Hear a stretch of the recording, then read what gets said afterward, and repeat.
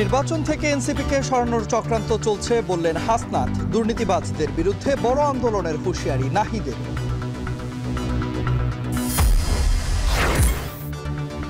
খুলনায় যুবদলের সাবেক নেতাকে হত্যা, নিজ বাসার সামনে গুলি করে ও রক কেটে পালিয়ে যায় 3 দুর্বৃত্ত। এবং 15 ইউনিটের 2 ঘন্টার চেষ্টায় কেপিজেড এর আগুন নিয়ন্ত্রণে পুড়ে গেছে দেশি বিদেশি জুতার ফোম ও স্পঞ্জ তৈরির কারখানা।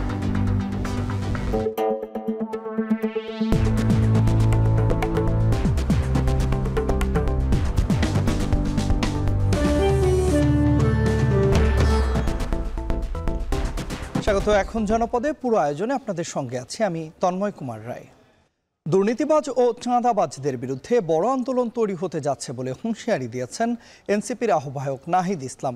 বিকেলে যশোরের পথসভায় এসব কথা বলেন তিনি। একই সঙ্গে বলেছেন, বিচার ও সংস্কার ছাড়া নির্বাচন চায় একটি দল। নির্বাচন কমিশনকে ঠিক না করলে রাষ্ট্র ব্যবস্থা ভেঙে পড়বে মন্তব্য করে নাহিদ বলেন, নতুন রাজনৈতিক বন্দোবস্তের মাধ্যমে এনসিপি দেশের সংস্কার করতে চায়। এ সময় এনসিপির আরেক নেতা আক্তার হোসেন বলেছেন, রাজনৈতিক দলগুলো তরুণদের ভয় পাচ্ছে।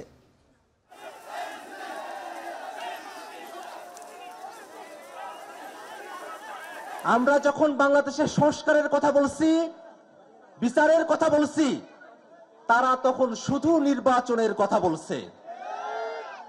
বাংলাদেশে যদি আগের হাসিনার সিস্টেমই থাকে, হাসিনার সংবিধানই থাকে, হাসিনার বিচার বিভাগই থাকে, হাসিনার প্রশাসনই থাকে, তাহলে আমাদের নতুন করে বাংলাদেশ গড়ার যে স্বপ্ন, সেই স্বপ্ন কি বাস্তবায়ন হবে? আগামীতে সামনে একটি বড় আন্দোলন তৈরি হচ্ছে। সেই আন্দোলন হচ্ছে দুর্নীতিবাজ এবং চাঁদাবাজদের বিরুদ্ধে। গণ-অভ্যুত্থানের মাধ্যমে আমরা সংস্কার এনেছি, কিন্তু এই সংস্কার প্রক্রিয়া পদে পদে বাধাগ্রস্ত হচ্ছে দুর্নীতিবাজ, দখলদার এবং চাঁদাবাজদের কারণে। এবার আমাদের মাঠে নামতে হবে দুর্নীতিবাজ এবং চাঁদাবাজদের বিরুদ্ধে। এদিকে নির্বাচন কমিশনের ওপর সন্দেহ তৈরি হচ্ছে মন্তব্য করে এনসিপি নেতা হাসনাত আব্দুল্লাহ বলেছেন, এনসিপিকে পরিকল্পিতভাবে নির্বাচন থেকে সরিয়ে দেওয়ার চক্রান্ত চলছে। যশোরে জুলাই শহীদদের পরিবারের সাথে মতবিনিময়কালে এমন মন্তব্য করেন তিনি। একই সঙ্গে হাসনাত বলেছেন, কিছুদিন পর বলা হবে 5ই আগস্ট একটি মব ছিল, জুলাই যোদ্ধাদের বলা হবে জঙ্গি, তাই সরকার জুলাই ঘোষণাপত্র দিচ্ছে না বলে অভিযোগ করেছেন তিনি। মতবিনিময় সভায় এনসিপির আরেক নেতা নাসির উদ্দিন পাটোয়ারি সংবিধানে জুলাই ঘোষণাপত্র যুক্ত করার দাবি জানিয়ে বলেছেন, গণপরিষদের মাধ্যমে জুলাই ঘোষণাপত্র সংবিধানে যুক্ত করা সম্ভব।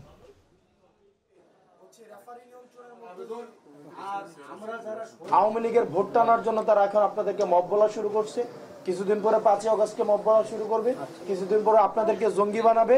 এখন এটার জন্য আপনারা তৈরি নাকি আপনারা এই জুলাই ঘোষণাপত্রকে আপনারা সংবিধানের স্বীকৃতির জন্য আবার একসাথে 3 আগস্টে শহীদ মিনারে একত্রিত হবেন?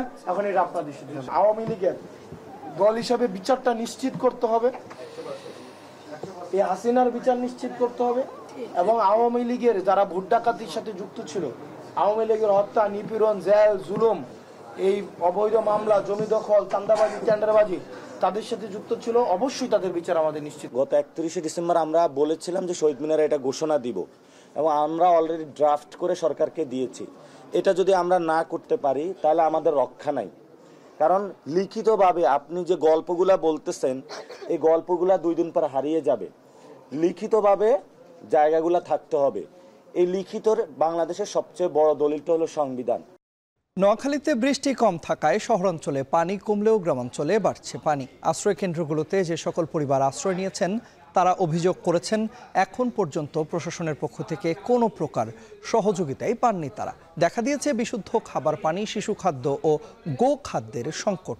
এদিকে ফেনীর 22টি স্থানে বাঁধের ভাঙা অংশ দিয়ে এখনও পানি ঢুকছে শতাধিক গ্রামে। এতে পানি বাড়ছে ফেনী সদর, ছাগলনাইয়া ও দাগনভূঞা উপজেলায়। এখন পর্যন্ত জেলায় ক্ষতিগ্রস্ত হয়েছে 1655 হেক্টর ফসলি জমি। মৌসুমী বায়ু আর বঙ্গোপসাগরে সৃষ্ট লঘুচাপের কারণে গেল কয়েকদিনের টানা বৃষ্টিতে কম বেশি ক্ষতিগ্রস্ত হয়েছে দেশের 21 জেলা। ডুবেছে লোকালয়, নষ্ট হয়েছে ফসলের ক্ষেত, বিপর্যস্ত যোগাযোগ ব্যবস্থা। নোয়াখালীতে টানা বৃষ্টিতে জেলা শহর মাইজদী, সদর, সুবর্ণচর, কোম্পানীগঞ্জ, কবিরহাট উপজেলার অধিকাংশ এলাকায় জলাবদ্ধতা দেখা যায়। জেলায় পানিবন্দী হয়ে পড়েছে ৪১,৮৪০টি পরিবার। ক্ষতিগ্রস্ত 2,03,100 মানুষ। আমাদের সকল জালাগুলা ডুবিয়ে গেছে, পানির নিচে তলিয়ে রয়েছে। এখন আমরা সামনের দিকে কিভাবে চাষবাস করতে হবে এইটাই চাই আমরা। রেনু হইতে বড় মাছ হইতে সব ধরনের মাছগুলা আমাদের বিলীন হয়ে গেছে, চলে গেছে। জেলায় প্রস্তুত রাখা 466টি আশ্রয়কেন্দ্রের মধ্যে কবিরহাট ও কোম্পানীগঞ্জ উপজেলায় 1,500 মানুষের ঠাঁই হয়েছে 40টি আশ্রয়কেন্দ্রে। শুকনো খাবার খেয়ে দিন পার করছেন আশ্রিত মানুষরা। আজকের 60টা দিন আমাদের লাগে কোনো যোগাযোগ নেই, কোনো খাবার কিছু পাই নেই, কোনো সরকারি কোনো টবিল কোনো কিছু পাইতেছি না। এখন আমাদের ঘরে পানি উড়ে গেছে আর আমরা থাকতে পারছি না। এখন বাল বাচ্চালে আমরা এখানে উড়ি আই। এদিকে ভারী বৃষ্টি ও উজানের ঢলে ফেনীতে সৃষ্ট বন্যা পরিস্থিতির কিছুটা উন্নতি হয়েছে। তবে 22টি স্থানে বাঁধের ভাঙা অংশ দিয়ে এখনও পানি ঢুকছে শতাধিক গ্রামে। কৃষি সম্প্রসারণ অধিদপ্তরের তথ্যমতে জেলার 1,655 হেক্টর জমির ফসল পানিতে ডুবে গেছে। মৎস্য বিভাগ বলছে 1,000-এর বেশি পুকুর প্লাবিত হয়েছে। সবচেয়ে বেশি হলো আমাদের ক্ষতিগ্রস্ত হয়েছে, যেটা পাইলাম আমাদের ছাগল নায়া, তারপরে ফুল গাছ। আর মাছ আনুমানিক ক্ষতি হবে এরকম প্রায় 5 কোটি টাকার মতো আনুমানিক। বন্যার পানি ঘরবাড়ি থেকে নামতে শুরু করলেও এখনও ভোগান্তিতে স্থানীয়রা। এখনও 80টির বেশি গ্রাম প্লাবিত, পানিবন্দী রয়েছে লক্ষাধিক মানুষ। শোভন মাহমুদ খান, এখন। টানা বৃষ্টির পর দেশের বিভিন্ন বাজারে বেড়েছে সবজির দাম, আর ট্রিপল সেঞ্চুরি ছাড়িয়েছে কাঁচামরিচের বাজার। এছাড়া স্বস্তি নেই মাছ এবং মাংসের বাজারেও। গত কয়েকদিনের বৃষ্টিতে সিলেটের বাজারে তৈরি হয়েছে সরবরাহ সংকট। এতে বেশিরভাগ সবজির দাম বেড়েছে কেজিতে 10 টাকা পর্যন্ত। তবে সবচেয়ে বেশি দাম বেড়ে বিক্রি হচ্ছে কাঁচামরিচ। সপ্তাহ ব্যবধানে 50 টাকা বেড়ে কাঁচামরিচ বিক্রি হচ্ছে 300 টাকা কেজি দরে। একই পরিস্থিতি রাজশাহীতেও সপ্তাহ ব্যবধানে বেড়েছে 140 টাকা, আর 20 টাকা বেড়ে বেগুন বিক্রি হচ্ছে 60 টাকায়। বেড়েছে অন্যান্য সবজির দামও। এদিকে ক্রেতাদের স্বস্তি নেই মাছের বাজারে। বরিশালে লাখ টাকা ছাড়িয়েছে ইলিশের মন। এতে ছুটির দিনে ইলিশ কিনতে এসে হতাশ ক্রেতারা। এছাড়া ময়মনসিংহের বাজারে কেজিতে 10 থেকে 30 টাকা পর্যন্ত বেড়েছে ব্রয়লার মুরগি, সোনালী ও দেশি মুরগির দাম। যদিও দাম বৃদ্ধির কারণ হিসেবে বরাবরের মতোই সরবরাহ সংকটকে দুষছেন ব্যবসায়ীরা।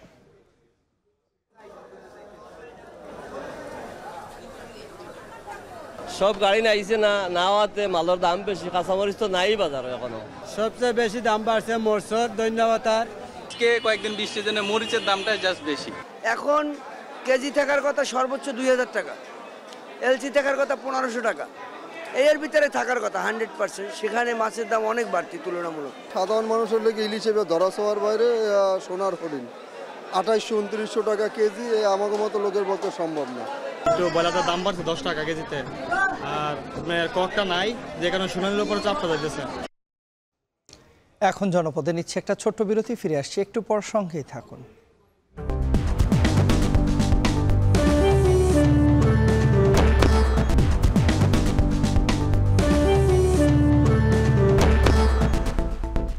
ফিরে এলাম বিরতির পর, দেখছেন এখন জনপদে। খুলনায় যুবদল নেতা মাহবুব মোল্লাকে গুলি করে ও রক কেটে হত্যা করেছে দুর্বৃত্তরা। দুপুর 1টার দিকে দৌলতপুর থানার পশ্চিম মহেশ্বর পাশার নিজ বাসার সামনে তাকে হত্যা করা হয়। নিহত মাহবুব দৌলতপুর থানা যুবদলের সাবেক সহসভাপতি ছিলেন। স্থানীয়রা জানান, জুমার নামাজ পড়তে যাওয়ার সময় বাসার সামনেই মোটরসাইকেলে 3 দুর্বৃত্ত এসে মাহবুবকে গুলি করে ও রক কেটে হত্যা করে। স্থানীয়রা মাহবুবকে উদ্ধার করে খুলনা মেডিকেল কলেজ হাসপাতালে নিয়ে গেলে কর্তব্যরত চিকিৎসক তাকে মৃত ঘোষণা করেন। দৌলতপুর থানা বিএনপির সাধারণ সম্পাদক ইমাম হোসেন বিষয়টি নিশ্চিত করেছেন। এর আগে কুয়েট ছাত্রদল ও বৈষম্য বিরোধী ছাত্রদের সংঘর্ষের ঘটনার পর দলীয় শৃঙ্খলা ভঙ্গের কারণে মাহবুবকে বহিষ্কার করা হয়েছিল।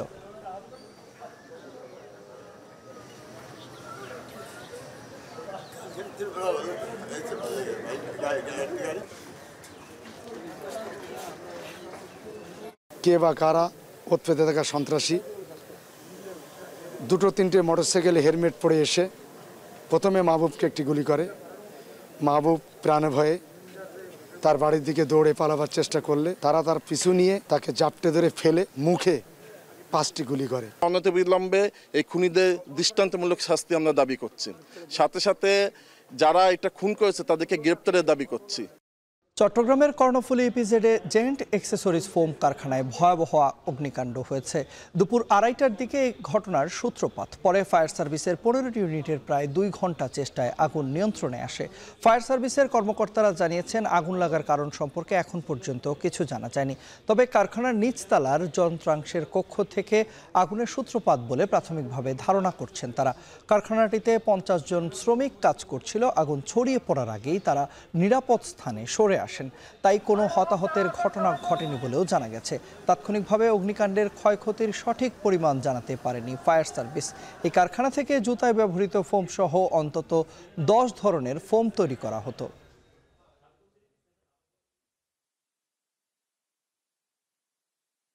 টোটাল 17 ইউনিট এখানে এসে কাজ করে আমরা 16টা 10 মিনিট সময় আমরা নিয়ন্ত্রণ করে ফেলছি এবং এখনই নির্বাপন কাজ চলছে শেষের দিকে এবং আগুনটা এখনো বলা যাচ্ছে না, তবে তদন্ত করে ক্ষয়ক্ষতি এবং আগুন কারণটা আমরা জানাতে পারি না। কেউ হতাহত নেই।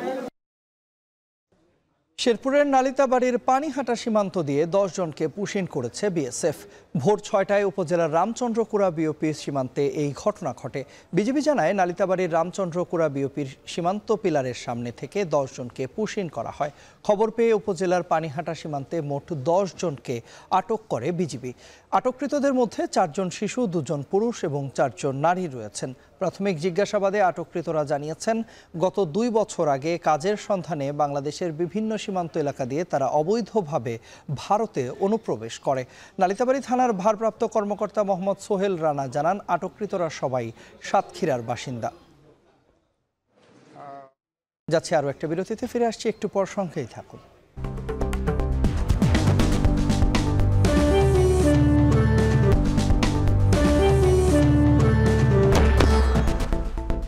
ফিরে এলাম বিরতির পর, দেখছেন এখন জনপদে। রাজনীতি নিষিদ্ধ চট্টগ্রাম প্রকৌশল ও প্রযুক্তি বিশ্ববিদ্যালয় চুয়েট ক্যাম্পাসে ছাত্রদলের কমিটি প্রকাশের গুঞ্জনে মধ্যরাতে বিক্ষোভ মিছিল করেছেন শিক্ষার্থীরা। এতে উত্তপ্ত হয়ে উঠেছে বিশ্ববিদ্যালয়ের ক্যাম্পাস। শিক্ষার্থীদের দাবি, চুয়েটে দীর্ঘদিন ধরে রাজনীতি নিষিদ্ধ হলেও বৃহস্পতিবার বিকেলে ছাত্রদলের কমিটি একটি চিঠি ছড়িয়ে পড়ে। এরপর রাত 12টায় বিশ্ববিদ্যালয়ের ক্যাম্পাসে বিভিন্ন হল থেকে মিছিল নিয়ে বের হয় শিক্ষার্থীরা। এ সময় স্বাধীনতা চত্বর থেকে মিছিল শুরু করেন তারা। পরে বিভিন্ন হল প্রদক্ষিণ করে উপাচার্যের বাসভবনের সামনে জড়ো হয়ে বিভিন্ন স্লোগান দেন শিক্ষার্থীরা। তাদের দাবি, আবারও রাজনীতি চালু হলে বিশ্ববিদ্যালয়ের সংঘাত ও সংঘর্ষ বাড়বে।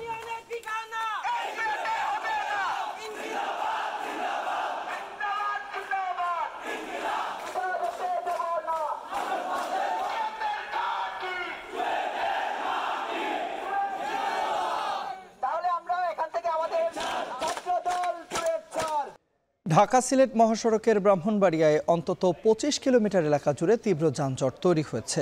বৃহস্পতিবার মধ্যরাত থেকে তৈরি হওয়া যানজটে ভোগান্তিতে পড়েছেন দূর দূরান্তের যাত্রীরা।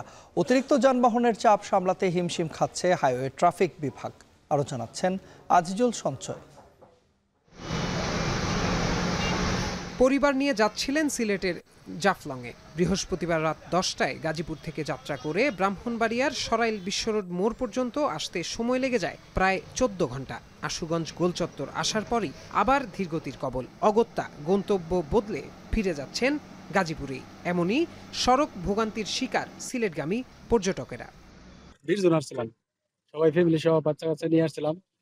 16 ঘন্টা জার্নি করার পর এখন আর যে জায়গাতে আসছিলাম ওই জায়গা যাওয়ার মতো সম্ভব না, এখন আমাদের চলে যেতে হবে।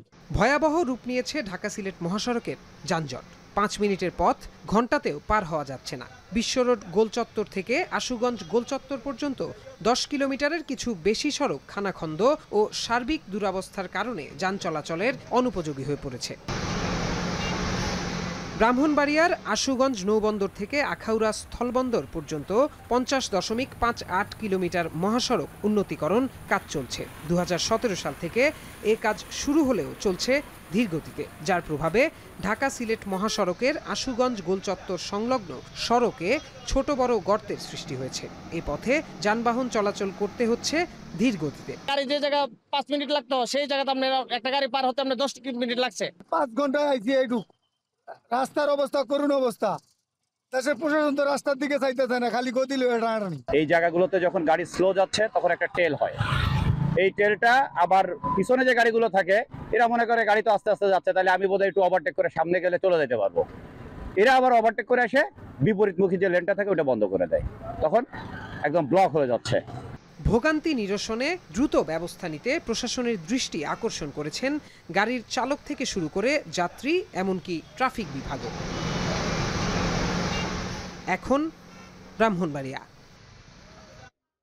এরই মধ্যে দিয়ে চলে এলাম এখন জনপদের একেবারে শেষ প্রান্তে। যাওয়ার আগে জানিয়ে দিতে চাই, সব শেষ খবর সবার আগে পেতে ভিজিট করুন এখন.tv। ফেসবুকে দেখুন facebook.com/tv.এখন, আর ইউটিউবে দেখুন youtube.com/c/echontv।